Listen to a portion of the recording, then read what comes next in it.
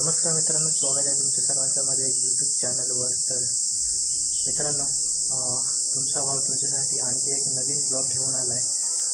तर आजचा हा ब्लॉग आपला दिनचर्या ब्लॉग म्हणून होणार आहे। तर आय होप तुम्ही सर्व सुरक्षित आणि मजेत असाल आणि असायलाच पाहिजे।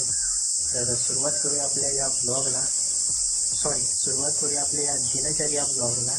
तर चला।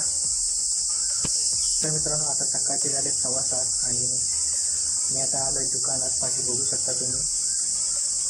आज थोडा लेट झाला यायला दुकानात, कारण आज थोडा लेट उठलो, नाहीतर मी 7 वाजता येतो दुकानात।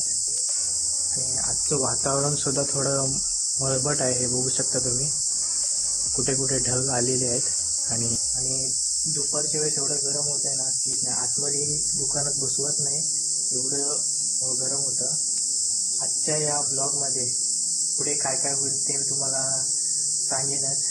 तर मित्रांनो, या दिनचर्या ब्लॉगमध्ये मला काही गोष्टी मांडायच्या आहेत, म्हणजे आपले व्हिडिओ आहेत त्याच्याबद्दलच आहे।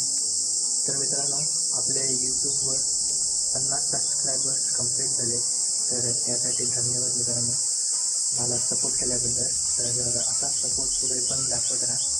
आणि दुसरी गोष्ट सांगायची झाली तर आपले शॉर्ट व्हिडिओवर सुद्धा चांगले व्ह्यूज येत आहेत। मागे मी ज्या 3 शॉर्ट्स टाकल्या होत्या तर त्याला सुद्धा चांगला प्रतिसाद भेटला। 2.8K 1.6K असे व्ह्यूज येत आहेत। पण मित्रांनो, आपले लॉंग व्हिडिओ आहेत ना, त्याला एवढा व्ह्यूज येत नाही। तर प्लीज सपोर्ट दाखवा तुमच्या भावाला, कारण एवढ्या मेहनतीने व्हिडिओ बनवतोय।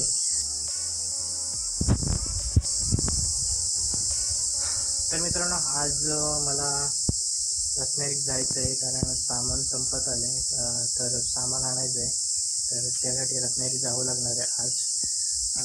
आणि संध्याकाळी मॅच सुद्धा आहे, RCB वर्सेस CSK। कोण कोण RCB व या CSKचे फॅन्स आहेत तर त्यांनी कमेंट बॉक्समध्ये नक्की कमेंट करा। बघूया आज काय होतंय संध्याकाळी। रानामध्ये ना खूप ते किडे आहेत, काय म्हणतात त्याला, रातकिडा तो खूप आवाज करतोय त्यामुळेच हा आवाज येतोय तुम्हाला।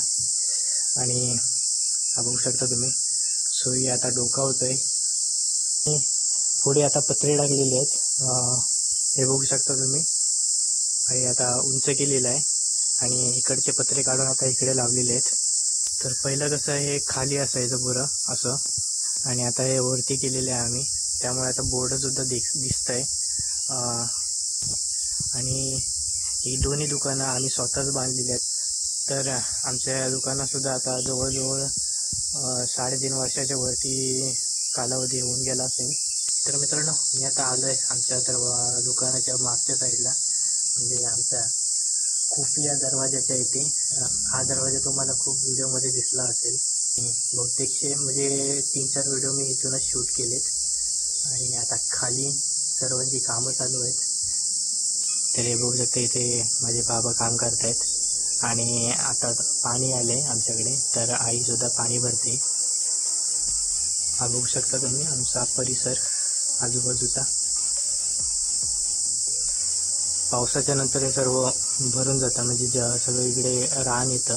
मित्रांनो, आपल्या चॅनलवर हा दुसरा या तिसरा दिनचर्या ब्लॉग असेल, जो तुम्हाला उद्या किंवा परवा बघायला भेटेल। तर त्याआधी जर चॅनलवर नवीन असाल तर चॅनल सबस्क्राईब करायला विसरू नका। व्हिडिओ आवडत असेल लाईक करा, शेअर करा। तर मित्रांनो, आता वाजलेत 9 आणि मला लागली होती भूक।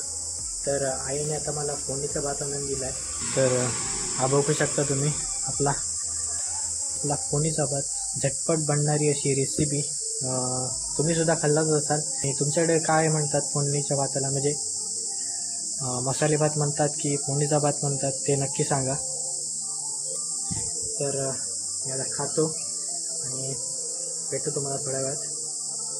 तर मित्रांनो, मी आता घरी जातोय।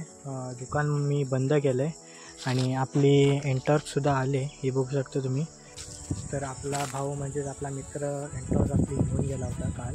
आता थोड्या वेळापूर्वीच तो घेऊन आला। काल त्याचं जायचं कॅन्सल झालं, तर मग तो घेऊन आला आज. त्याला मी व्हिडिओमध्ये दाखवू शकलो नाही कारण त्याला धंद्यावर जायचं होतं त्याचा, तर त्यामुळे मी त्याला आपल्या व्हिडिओमध्ये घेऊ शकलो नाही. तर पुण्यात त्याचा धंदा आहे सरबत सेंटर म्हणून. हा व्हिडिओ मी आता इथेच एंड करतो आहे. आजचा दिनचर्या ब्लॉग तुम्हाला कसा वाटला नक्की सांगा. आवडला असेल तर नक्की लाईक करा आणि सबस्क्राईब करायला विसरू नका. मी भेटतो तुम्हाला पुढच्या ब्लॉगमध्ये.